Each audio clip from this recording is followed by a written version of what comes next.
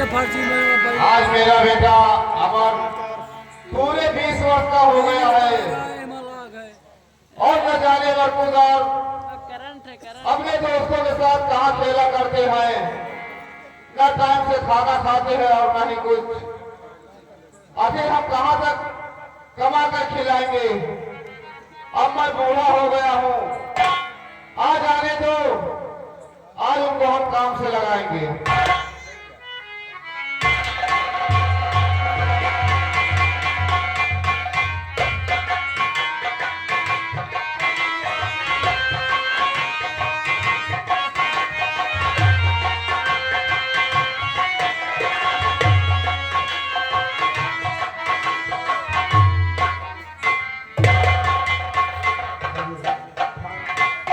खुश रहो बेटे,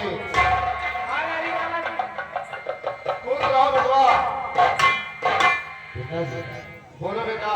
आप पहला पूजा कर रहे हैं? हाँ बेटा, हम बहुत देर से अभी का इंतजार कर रहे थे। चरण में आपके लाल झुकाए,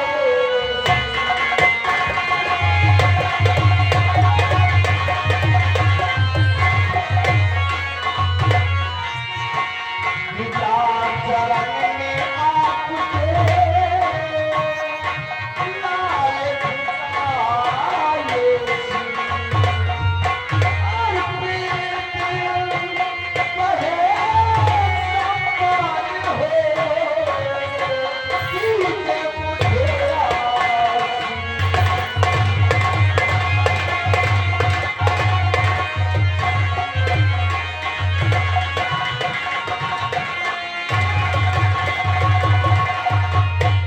बेटा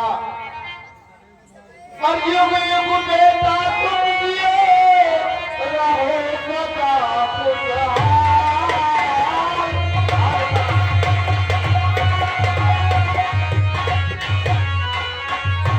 मरियो में को बेटा तुम दिए रहो सदा खुशहाल। और तेरी परमन कामना पूर्ण करे भगवान।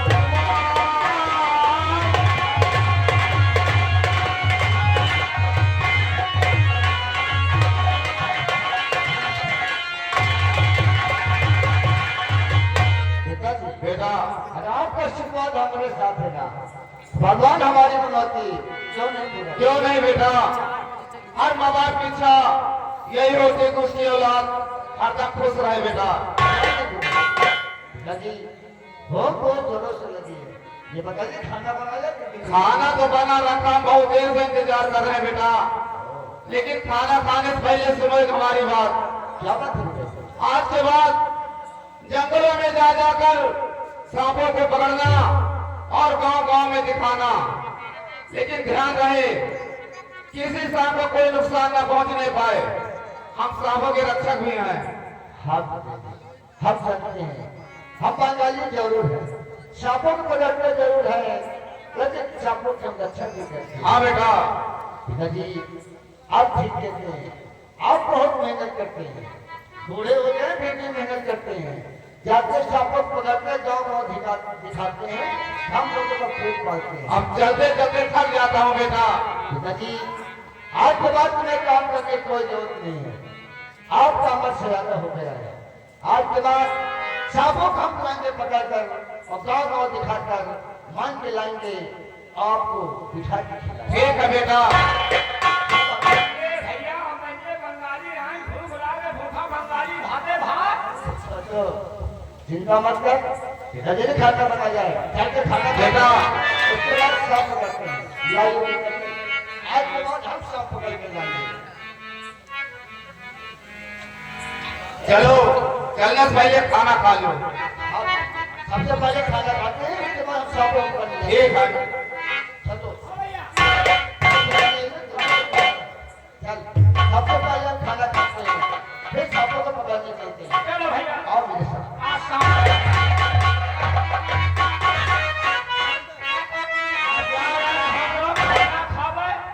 खाना खा के थोड़ी देर विश्राम करो, बंदे पास काम चल रहे।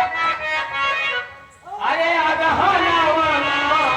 गोरी के जवाना पानी है आजा नवाना गोरी के जवाना पानी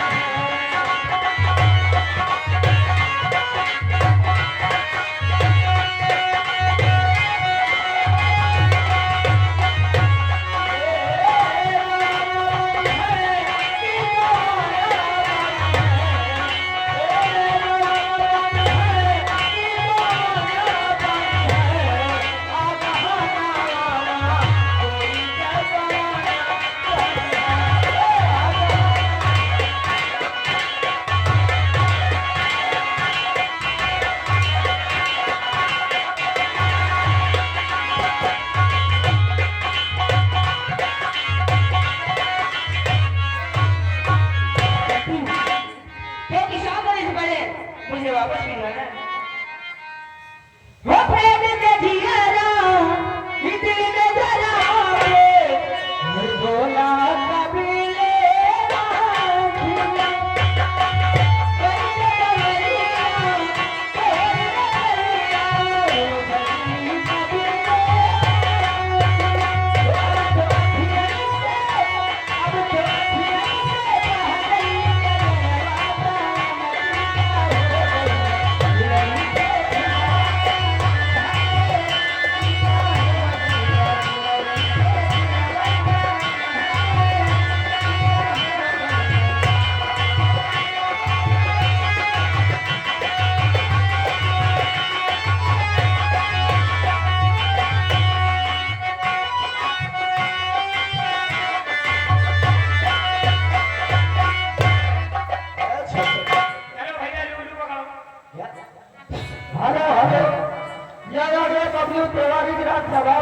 भाषा के रहने वाले 100 रुपया चलता है धन्यवाद।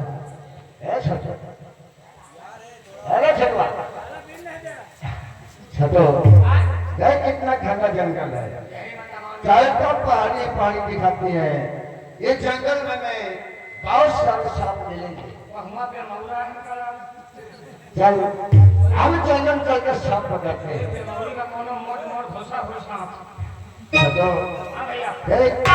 मौसम भी इतना प्यारा है, कहते हैं सावन का महीना इतना प्यारा रहता है।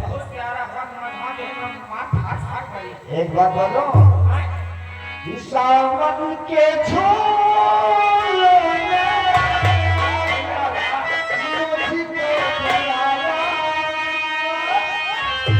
सावन के झूले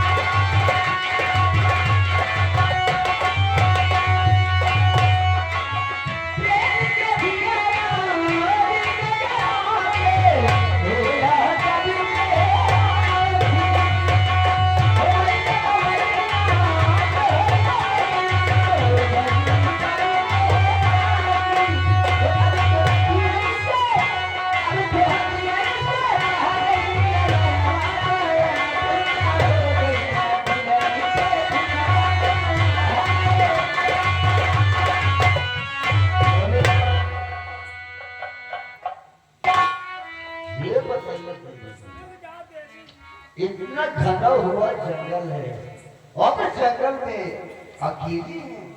आपको डर नहीं लगता? आप लोग कौन है? हम लोग क्या कहते हैं, सांप पकड़ने वाले हैं, यानी कि बंगाली हैं। हम सांपों को पकड़ते हैं। ये बताइए आप क्या कर रहे हैं यहाँ पर? आप डरते नहीं हैं? आपको तो देखते ही न जाने मेरे दिल में क्या क्या ख्याल है। क्या? भैया तुम बात करो, लाओ तो भी सांप पकड़ी।